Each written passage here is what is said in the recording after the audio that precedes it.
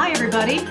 This is Martha and Joel. We're back. We're going to talk a little bit more about culture and international culture and cultural experiences. I'm Martha Gabriels. I've been doing global trade and global business, primarily in banking, for the past 30 some years. Recently retired and now enjoying my time volunteering and making videos like this for Student Global Awareness Day. And Joel, I'll let you introduce yourself again.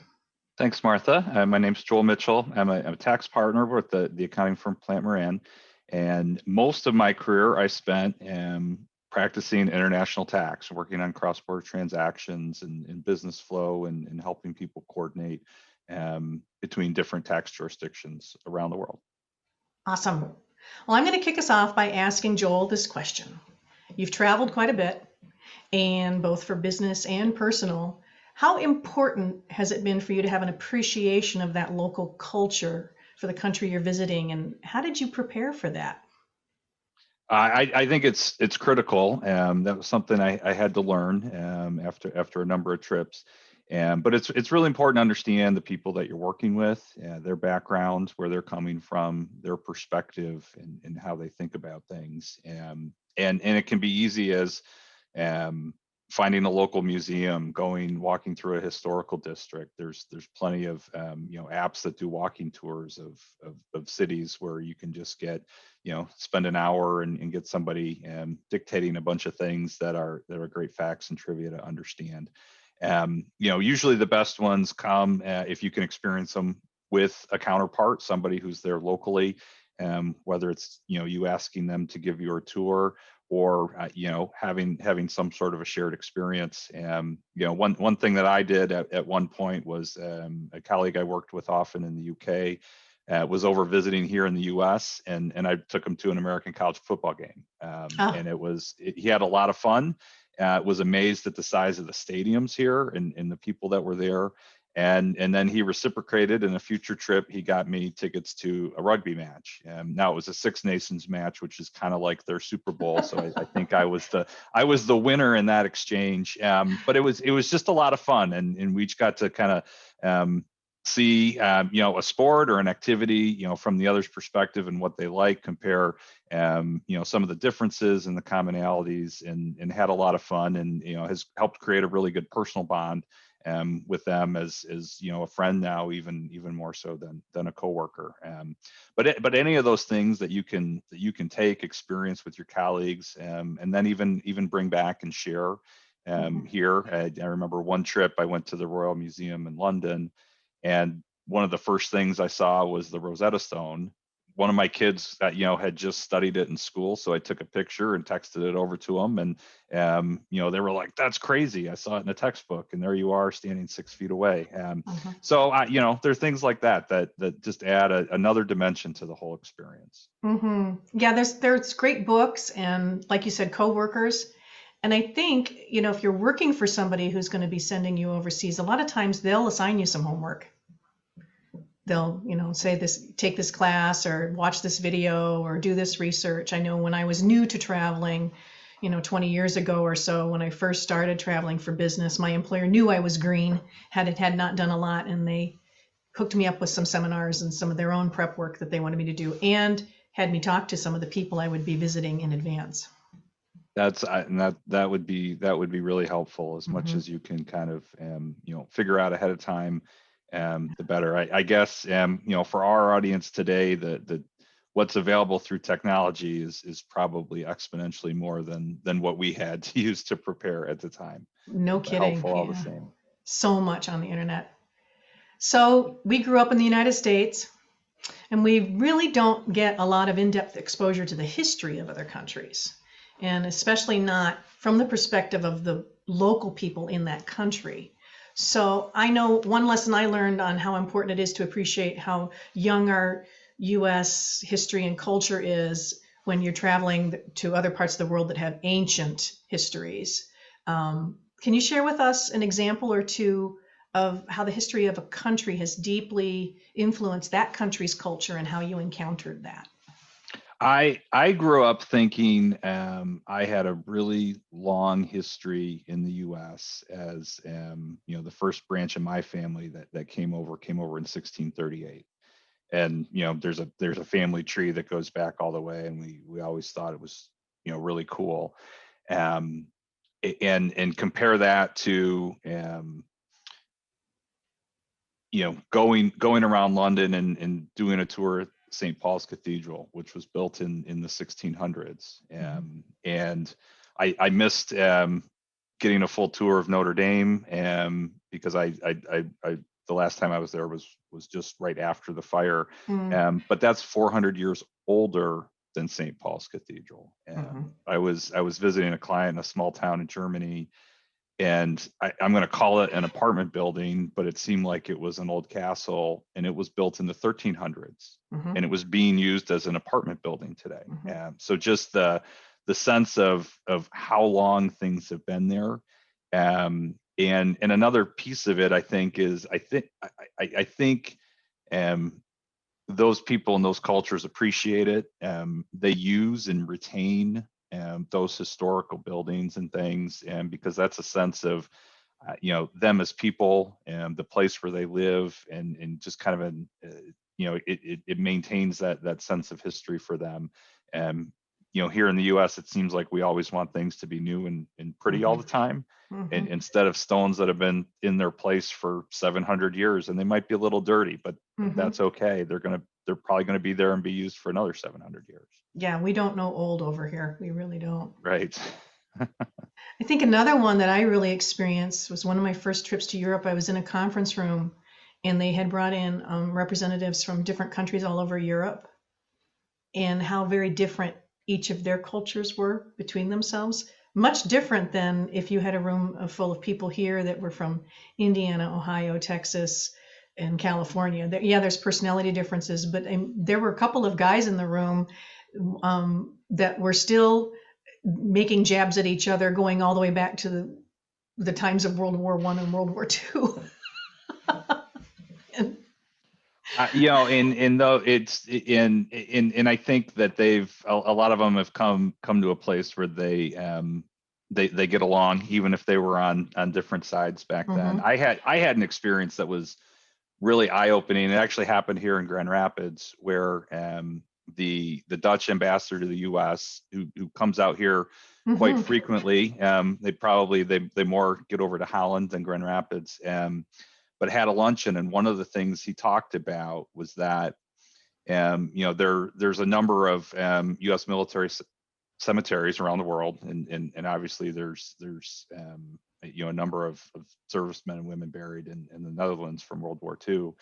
Whenever a relation to someone that's buried there travels over to see them, there's a host family in the Netherlands that is assigned to every single gravesite. And when someone comes over, they host, they're there, they'll meet them at the airport, spend time with them. And it's just out of a sense of gratitude from those events from 70, 80 years ago. And even saying it right now gives me goosebumps and the chills a little bit. I was just awestruck to hear that story. Was not anything we'd ever heard before, or could comprehend. And so many of those events, I guess, didn't take place here. We don't see them every day. We're not reminded by them every day, which is quite different in a lot of the rest of the world. And so it's something that I think is on other people's minds more so than it is ours. Absolutely. Did you have any times when you got it wrong, where you kind of oops? The one I felt the worst about was probably something minor and may or may not be appropriate in a school setting. But I was out for some drinks after work with some colleagues at a pub, and what's different between a pub and a bar or something here in the U.S. is that you're supposed to go up and kind of take care of ordering your drink and getting it and going back to your table all by yourself. And there's some wait staff there but they're more for cleaning and other things, not necessarily serving you. And what probably came off as extremely rude, I kept trying to get somebody to come over and serve us. Oh my! and I finally did, and I think they did actually bring drinks to our table, and then it was pointed out to me that that was not the way to do it. So we did go around and I couldn't find that person, but went up to the bar and made as much of an apology as I could, and have tried not to ever do that again.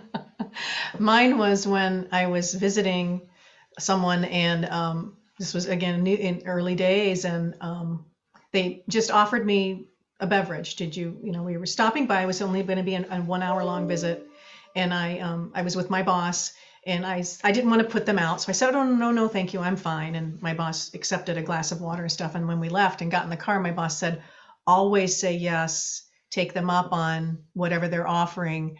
Being a gracious host is extremely important to them. So even if you're not thirsty, accept whatever's being offered, a nibble of the snack or a drink of water or whatever." And so lesson learned. But yeah, there's always that one little time where you learn. Right. You learn. I know when I travel, I feel like it's my responsibility to be a really good ambassador or representative of the U.S. And have you had to deal with combating any stereotypes that other people have about Americans? I personally haven't experienced any, or at least knew that I was. So certainly something could have been going on, but I think in your last comment that you made, one, I've tried to be very cognizant of, I'm a visitor, I'm a guest, but I've also a lot of the places where I've been, I don't speak the language, and I think as Americans, we're very fortunate to be able to travel so extensively when so many other people speak English, and even if it's not well, you can still pretty much get by with the right attitude and in the right outlook, and being respectful and polite, and in taking an approach that I'm a guest in your country. I'm not equipped on my own to maybe get through this all by myself, and I need a little help and assistance, and being humble about that, I think, Right. is maybe that's kept me out of some of those situations. But that's the approach that I take, because truthfully, if I didn't have somebody who could help point out a street sign or directions in a train station, I certainly could have gotten lost or had been late. Oh, absolutely. Or It's all worse. about Yeah. being humble and saying, "Excuse me, don't want to interrupt, or I don't want to put you out, but I'm having trouble here." And there's always somebody who's willing to step up and help. And if not, don't get put off. If the first person dismisses you, move on to the next one. You'll find somebody who's, Right. as long as you're polite and humble, they're there to help. Absolutely. So what's your favorite region or country of the world to travel to? And if you had to pick the one most important lesson you've learned from traveling there, what would that lesson be?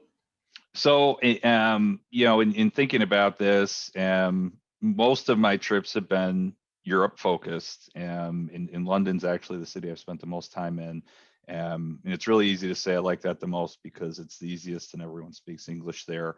But I think what I've really come to is that repetition and the amount of time there has a lot to do with it. And I think it also has a lot to do with understanding a city, a people, a culture, in experiencing it multiple times, maybe coming back, reflecting on your experience, and then going again, with kind of an increased awareness of a number of things. And so part of me thought about a number of cities I've been to a handful of times, and I have kind of a similar thought about them, where I kind of know physically a general layout, kind of where my hotel is, where different attractions are, where my work piece is, or where there's a district to go find a good restaurant or something like that. And I think that's just the main piece of it, is the more familiar we get, the easier it is. But that's also, I think, because we'll understand it better, and really at the end of the day, that's what's going to help everybody overall, and whether it's work or from a personal perspective. No, I think that's absolutely essential. Familiarity is nice. When I was in Europe, one of my last trips, London was my hub, and it was almost a 3-week trip, and just coming back and forth from there, the same hotel, and seeing and using the trains over again, I just became so much more comfortable. And went back to a restaurant that I had fallen in love with and talked to the wait staff again. You know, it's just, it's a really nice feeling, and it's a great way to really put the cherry on top of a trip. Right. It's And getting that's that comfort.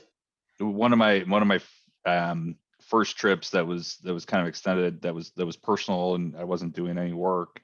To me, it was such a difference, to spend 5 days in a city where all I'm doing is sightseeing, going to museums, experiencing things, and it just seemed like that was worth weeks and weeks of time if I had been there for work. Right. And it probably just, if you count the hours and what I was doing, that would have been the same. But you just got so much of a better feel for it based on spending all that time. Mm-hmm. Absolutely. Well, thanks, Joel. This is a great chat. Lots of good insights about culture. And we'll let the session tie up with those comments. Appreciate you. Take care. Thanks, Martha. Bye. Bye, everybody.